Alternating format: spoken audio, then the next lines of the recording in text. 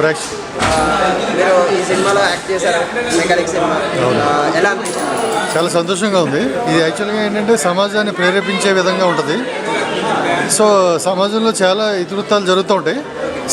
సమాజాన్ని కొన్ని సినిమాలు మాత్రమే ప్రేరేపిస్తాయి. సమాజాన్ని ప్రేరేపించే సినిమా ఇది. ప్రతి సన్నివేశం ఆలోచింపజేస్తుంది. అలాగే మ్యూజిక్ పరంగా ప్రతిదీ లిరిక్ ఆలోచింపజేసే విధంగా ఉంది.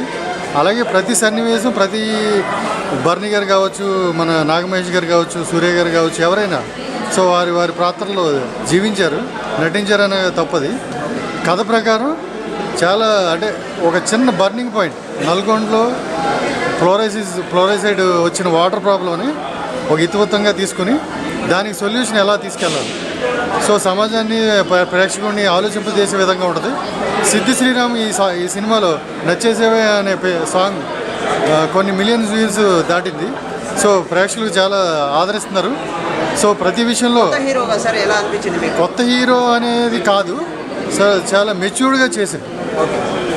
సో హీరోయిన్గా రేఖా నిరోష, సో తను ఆల్రెడీ 2-3 మూవీస్ చేసింది. సో ఈ సినిమాతో మెచ్యూరిటీ లెవెల్ పెరిగింది. సో చాలా బరువైన పాత్ర. సో హీరో బర్నింగ్ సమస్యల్ని అర్థం చేసుకుంటూ హీరోకి సహాయపడుతూ సో ముందుకు తీసుకెళ్ళడం అనేది చాలా బరువైన పాత్ర. సో తన పాత్రకి చాలా న్యాయం చేకూర్చింది. అలాగే మా డైరెక్టర్ గారి గురించి కూడా చెప్పాలి.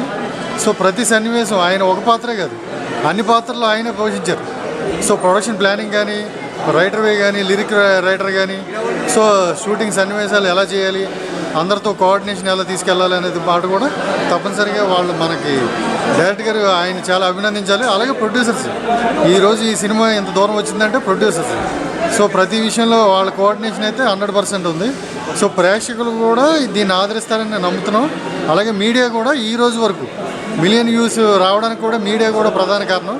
సో వారిని కూడా అభినందిస్తున్నాను. Thank you.